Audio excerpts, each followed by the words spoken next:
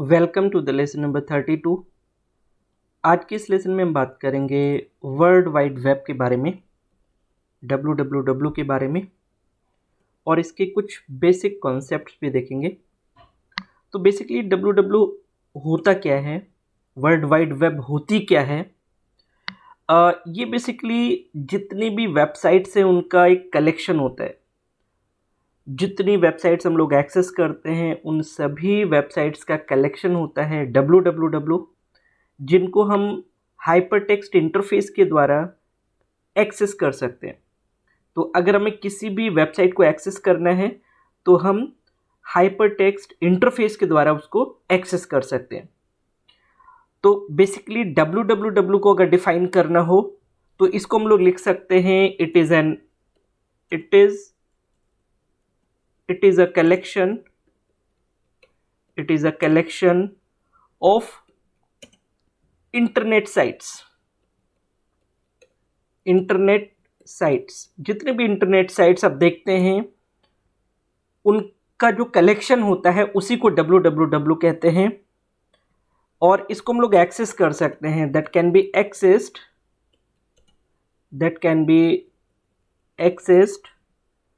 By using hypertext interface. हम लोग hypertext interface use करके इनको एक्सेस कर सकते हैं, राइट। तो वर्ल्ड वाइड वेब जो होता है इसको हम लोग वर्ल्ड वाइड वेब कहते हैं। This is the world wide web,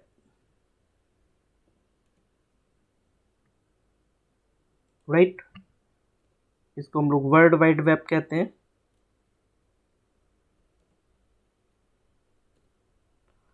और ये बेसिकली इंटरनेट साइट्स का कलेक्शन होता है। जितने भी साइट्स आप देखते हैं उन सभी का कलेक्शन होता है। तो अगर हम किसी भी वेबसाइट को एक्सेस करना चाहते हैं तो हम हाइपरटेक्स्ट इंटरफेस के थ्रू उसको एक्सेस कर सकते हैं, उसको व्यू कर सकते हैं, राइट। अगर मैं इसके बेसिक कॉन्सेप्ट्स की बात करूं, www के बेसिक कॉन्सेप्ट्स की बात करूं, बेसिक कॉन्सेप्ट ऑफ www, तो इसमें सबसे पहला नाम जो आता है वो है ब्राउज़र, राइट। ब्राउज़र क्या होता है? ये एक बेसिकली एप्लीकेशन सॉफ्टवेयर होता है जिसके थ्रू हम किसी भी वेबसाइट को एक्सेस कर सकते हैं, राइट। आपने कई नाम सुने होंगे, जैसे इंटरनेट एक्सप्लोरर है, गूगल क्रोम है, ओपेरा है, ठीक है। There are an number of browsers are available. तो हम इन ब्राउजर्स का यूज़ किसी भी वेबसाइट को एक्सेस करने के लिए करते हैं, और ये एप्लीकेशन सॉफ्टवेयर होता है जो कि हमारे कंप्यूटर सिस्टम में होना चाहिए, राइट। तो अगर मैं इसको डिफाइन करूं, it is an application software, it is an application software on your computer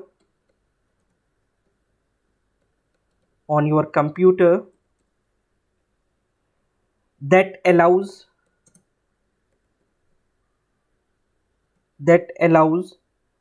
to access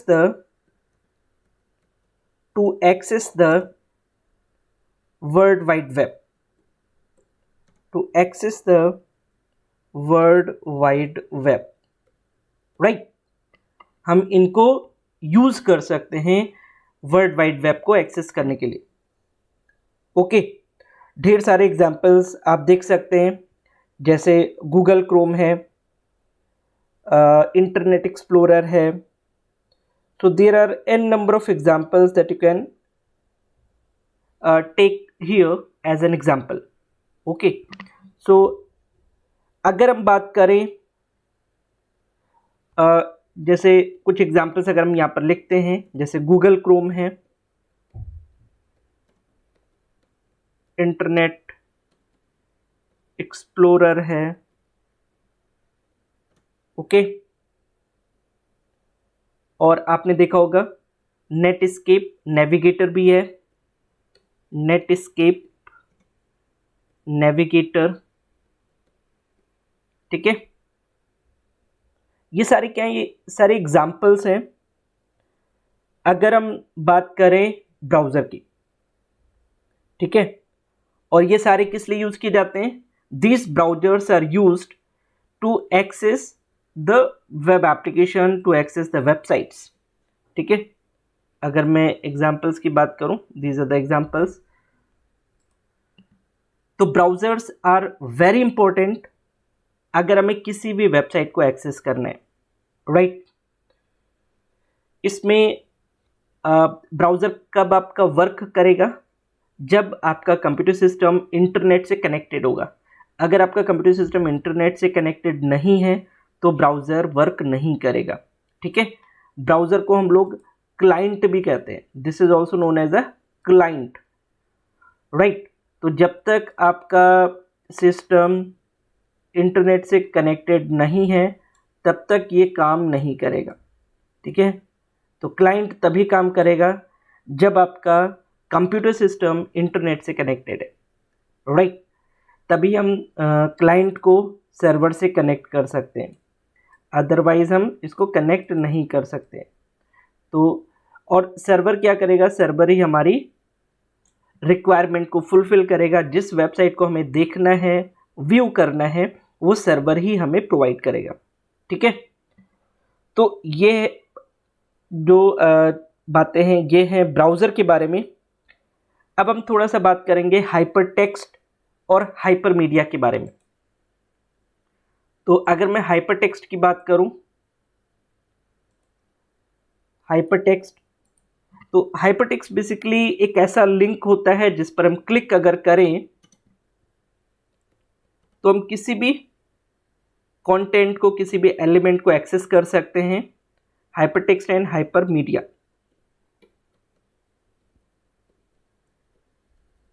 ठीक है। तो hyper text basically is the text, it is, मैं हाइपर टेक्स्ट को डिफाइन कर रहा हूं, यहां पर हम लोग कर लेते हैं। Hyper text is the text that contains electronic links,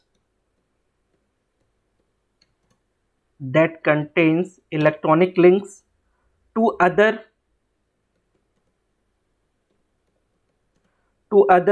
text, ठीक है। हाइपर टेक्स्ट क्या होता है? It is the text that contains electronic links to other text. अगर हम दूसरे वर्ड्स में बात करें तो अगर आप इस पर क्लिक करेंगे, ठीक है, तो ये उससे रिलेटेड मटेरियल को आपको दिखाएगा, right.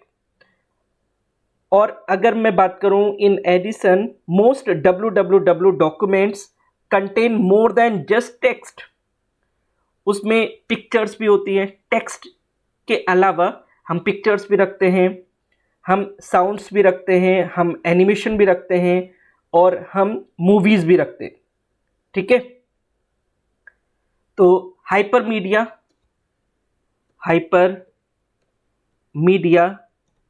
includes audio, video and graphics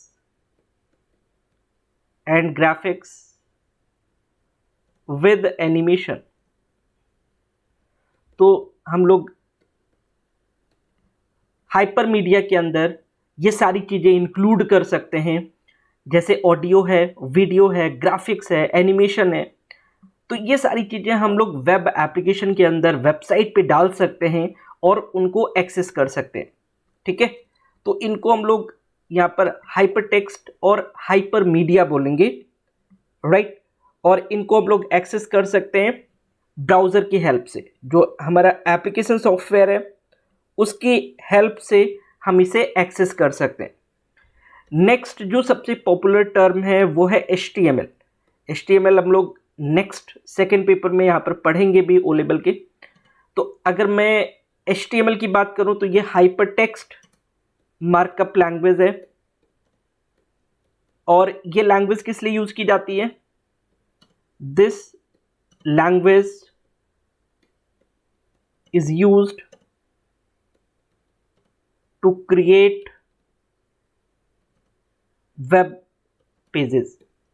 अगर हमें वेब पेजेस बनाने हैं तो हम लोग HTML यूज कर सकते हैं और वेब पेजेस बना सकते हैं, पूरी वेबसाइट बना सकते हैं। And this is very powerful. बहुत ही बेस्ट इंफॉर्मेटिव वेबसाइट बनाई जा सकती है with the help of the HTML, ठीक है। और इसमें हम लोग सारी चीजें रख सकते हैं। This language contains different tags, different tags for performing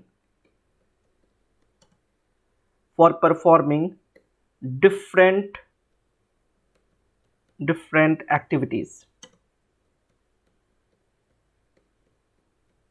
Okay, such as it has tag for heading, it has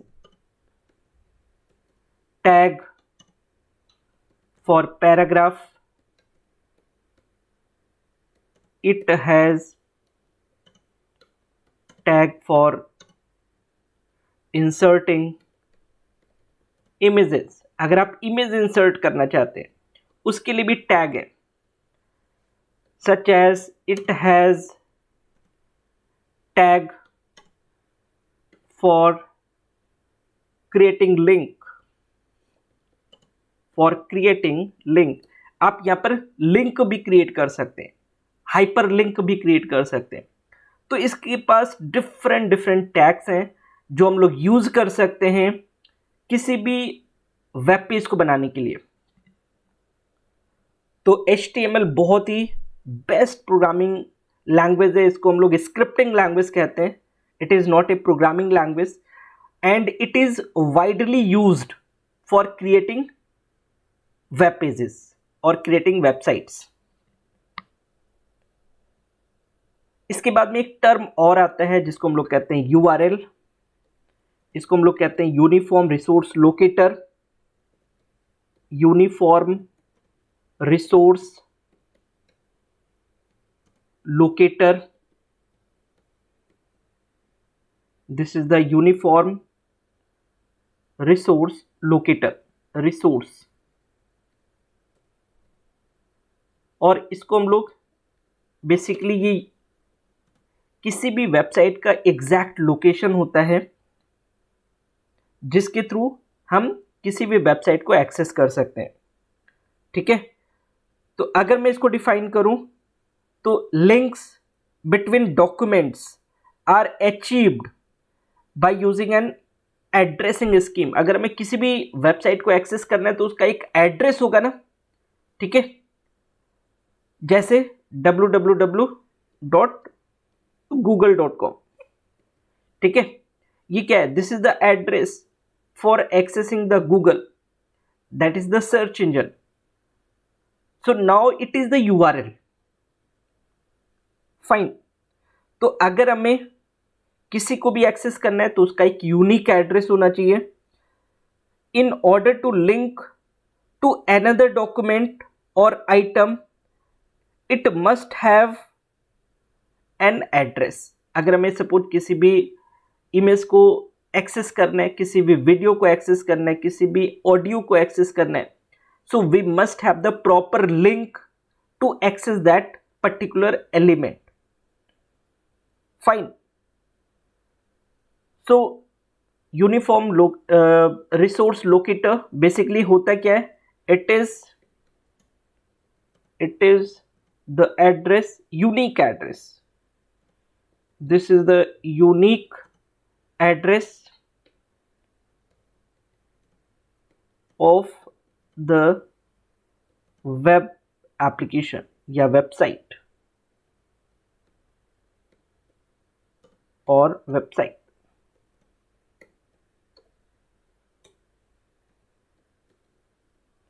fine. अगर मैं यहां पर बात करूं किसी भी वेबसाइट को एक्सेस करने के लिए हमारे पास ढेर सारे प्रोटोकॉल्स भी होते हैं। अभी हम लोगों ने लास्ट क्लास में प्रोटोकॉल्स के बारे में पढ़ा था, ठीक है। तो उसमें जैसे कि हम लोगों ने पढ़ा था FTP protocol, telnet protocol, news protocol, ठीक है। So these protocols are also used to access the website. तो जब भी हम किसी भी एड्रेस को एंटर करते हैं ब्राउज़र पर, तो ये जो प्रोटोकॉल्स हैं, ये प्रोटोकॉल्स भी एक्टिव हो जाते हैं और हमें जो वेब पेज हमने रिक्वेस्ट करा है वो शो करते हैं, ठीक है। सो all necessary protocols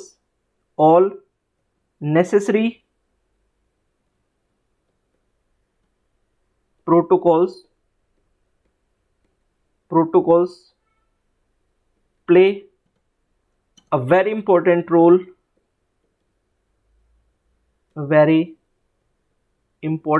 role for accessing any URL.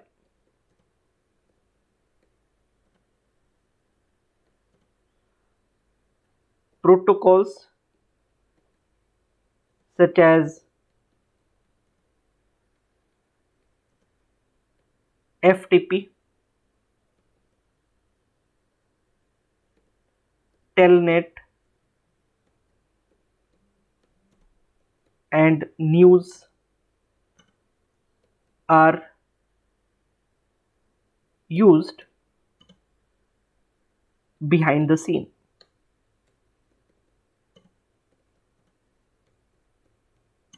As per the requirement.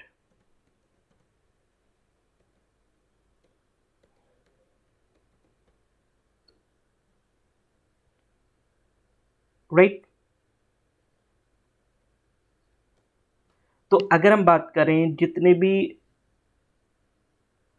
ये हमारे प्रोटोकॉल्स हैं, दीज आर वेरी इंपॉर्टेंट और हम लोग इनको यूज़ करते हैं अगर हमें किसी भी वेबसाइट को एक्सेस करना है। इसी तरीके से हमारे पास एक और टर्म होती है जिसको हम लोग कहते हैं HTTP। ये प्रोटोकॉल है हमारा और ये बहुत ही ज़्यादा यूज़ किया जाता है अगर हमें किसी भी वेबसाइट को एक्सेस करना है, राइट। ये HTTP, इसको हम लोग कहते हैं hyper text transfer protocol. Hyper text transfer protocol, और ये प्रोटोकॉल यूज़ किया जाता है this protocol is used to transfer hypertext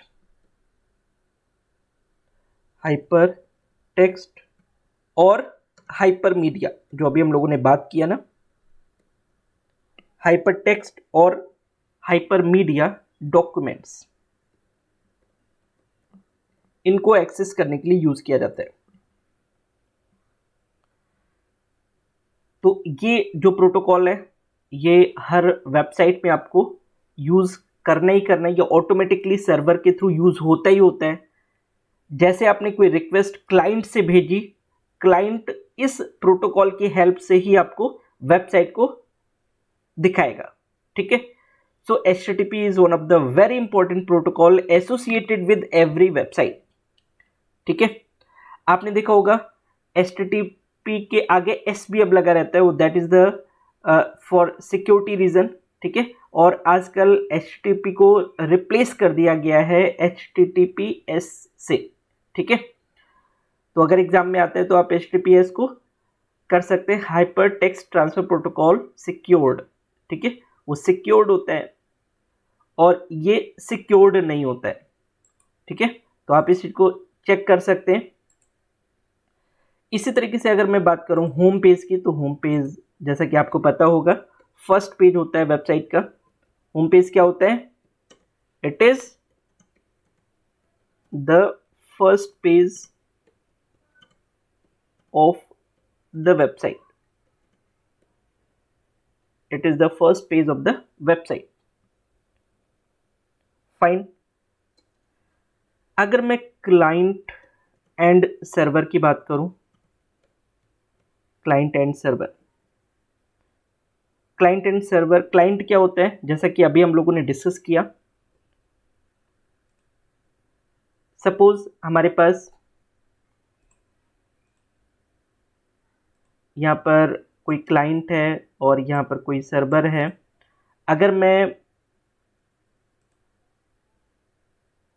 यहाँ पर इससे एक्सेस करता हूँ, यहाँ पर कोई रिक्वेस्ट भेजता हूँ, ठीक है, यहाँ पर कोई रिक्वेस्ट भेजता हूँ, तो ये क्या करेगा? ये रिस्पॉन्स भेजेगा। अगर मैंने कोई रिक्वेस्ट भेजी है तो ये इधर से रिस्पॉन्स भेजेगा। तो जब भी हम क्लाइंट कोई रिक्वेस्ट भेजता है तो सर्वर क्या करता है? ये क्लाइंट है और ये सर्वर है, ठीक है। तो जब भी क्लाइंट रिक्वेस्ट भेजेगा तो सर्वर क्या करेगा? उस रिक्वेस्ट को प्रोसेस करेगा और रिस्पॉन्स भेजेगा। तो क्लाइंट यहाँ पर क्या है? Client is just like a browser, ये ब्राउजर ही है, जो हम लोग ब्राउजर यूज कर रहे हैं ये ब्राउजर ही है। तो client is nothing but the browser. तो ब्राउजर की हेल्प से हम लोग क्या करते हैं? कोई भी रिक्वेस्ट भेजते हैं। रिक्वेस्ट क्या है? वही हमारा यूआरएल, जिस वेबसाइट को हमें एक्सेस करना है वो वेबसाइट का जो एड्रेस है उसे हम ब्राउजर के थ्रू सर्वर पर भेजते हैं और सर्वर क्या करता है? उन्हें प्रोसेस करता है और प्रोसेस करने के बाद में जो रिस्पॉन्स होता है वो क्लाइंट को वापस भेज देता है। So this is actually client and server architecture. तो इसको हम लोग इस तरीके से समझ सकते हैं। Client sends a request, that request is taken by the server, it is processed by the server and it is again sent back to the client, ठीक है। तो अगर मैं इसको यहाँ पर लिखना चाहूँ तो यहाँ पर लिख भी सकते हैं हम लोग, क्योंकि एग्जाम में भी आ सकता है। क्लाइंट सर्वर में इट इज यूज्ड, इसमें हम लोग कर सकते हैं client sends the request to the server and this request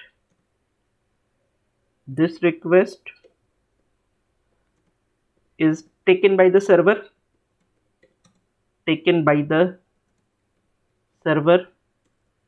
and it is processed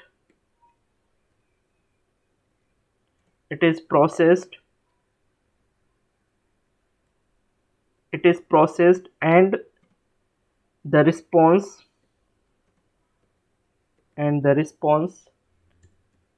is sent back to the client,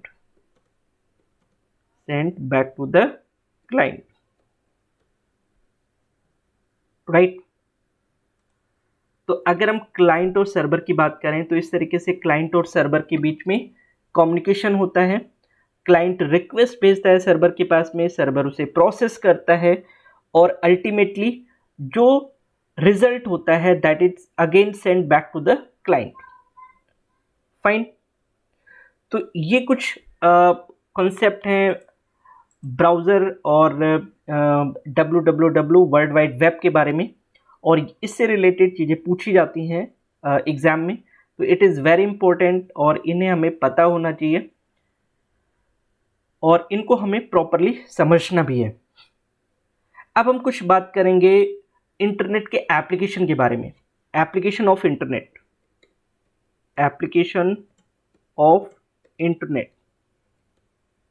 okay.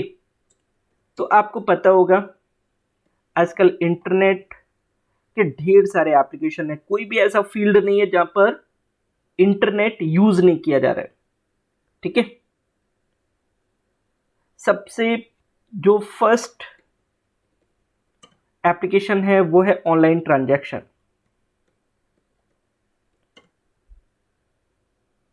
Okay, आजकल ऑनलाइन ट्रांजैक्शंस हो रहे हैं। अगर हमें किसी को पेमेंट करनी है, हम ऑनलाइन ट्रांजैक्शन के थ्रू पेमेंट कर सकते हैं। अगर हमें इलेक्ट्रिक बिल जमा करना है, अगर हमें फ़ोन बिल जमा करना है, अगर हमें हाउस टैक्स पे करना है या इनकम टैक्स पे करना है, each and everything is possible through online transaction. तो हम ऑनलाइन ट्रांजैक्शंस कर सकते हैं। ठीक है, और जितनी भी फाइनेंशियल कंपनीज हैं वो ऑनलाइन ट्रांजैक्शंस को काफ़ी प्रमोट भी कर रही हैं। ठीक है, so every every essential task such as electric bill, phone bill,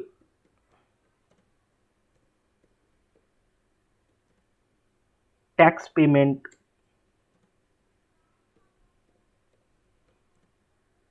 everything is being done through online transaction. Everything is being done through online transaction.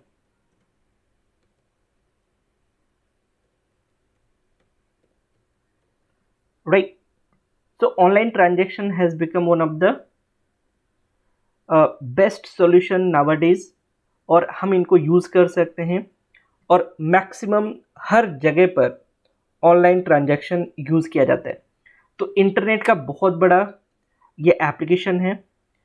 अगर ऑनलाइन ट्रांजैक्शन की बात करी जाए, और बिना इंटरनेट के ये पॉसिबल नहीं है। अगर मैं सेकेंड एप्लीकेशन की बात करूं तो बहुत ही इम्पोर्टेंट थिंग है सर्चिंग। अगर आपको कोई भी चीज़ सर्च करनी है तो आप इंटरनेट की हेल्प से तुरंत सर्च कर सकते हैं और इन्फॉर्मेशन को व्यू कर सकते हैं। ठीक है, if we need to search any information,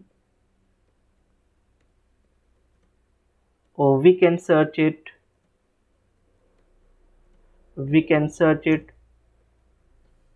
through search engines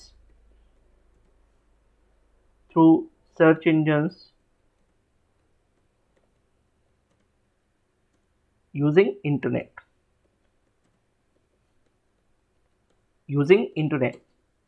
तो ये बहुत ही बेस्ट एप्लीकेशन है। आजकल कोई भी इंफॉर्मेशन अगर आपको चाहिए, आप with the help of the internet उसे फ्रैक्शन ऑफ सेकेंड में सर्च कर सकते हैं। थर्ड जो सबसे इम्पोर्टेंट है, ऑनलाइन बुकिंग या टिकटिंग। आप ऑनलाइन टिकटिंग कर सकते हैं। ठीक है, internet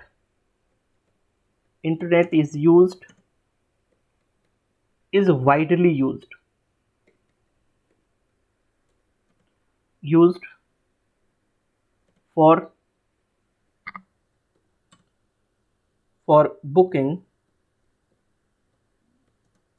for booking tickets or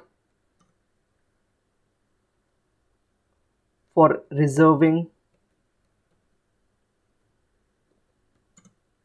any seat in any auditorium।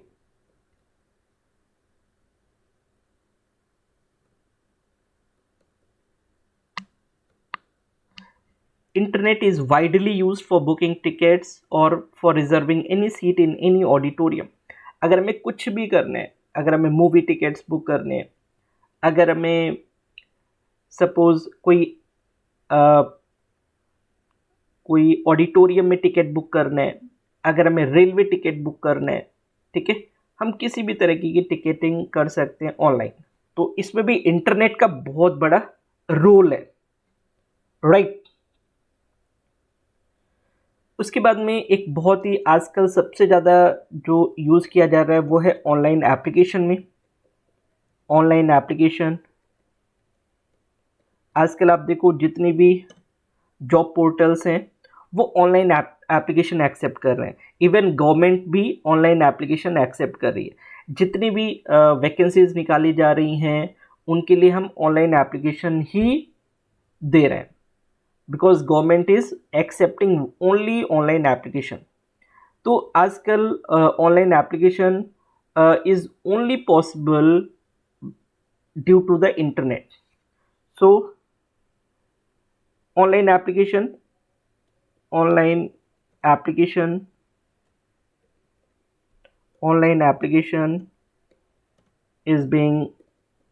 is being taken by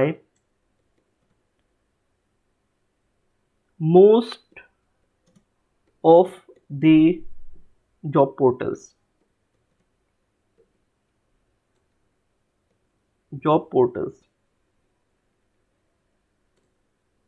right? And even government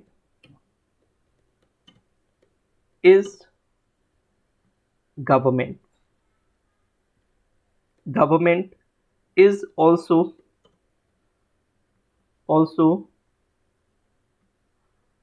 in favor of online application for various posts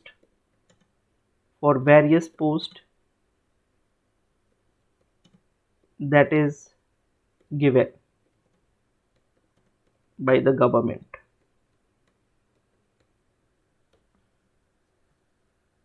तो अगर मैं बात करूं यहाँ पर,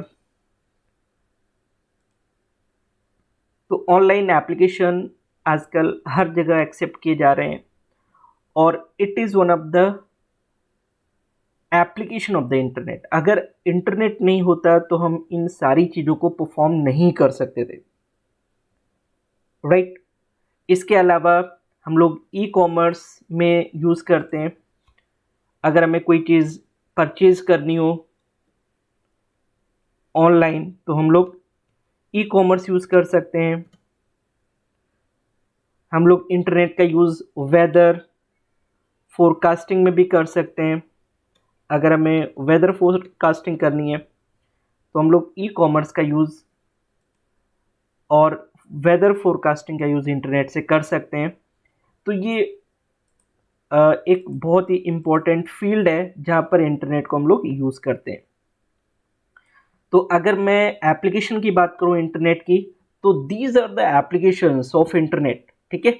online transaction, searching, online ticketing, online application, e commerce, weather forecasting, right.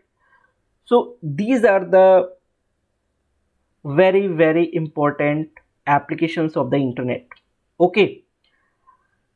तो अब आपको क्या करना है, आपको इन सारी चीज़ों को लिखना है और समझना है, और एग्ज़ाम के पॉइंट ऑफ व्यू से ये सारी चीज़ें इंपॉर्टेंट हैं।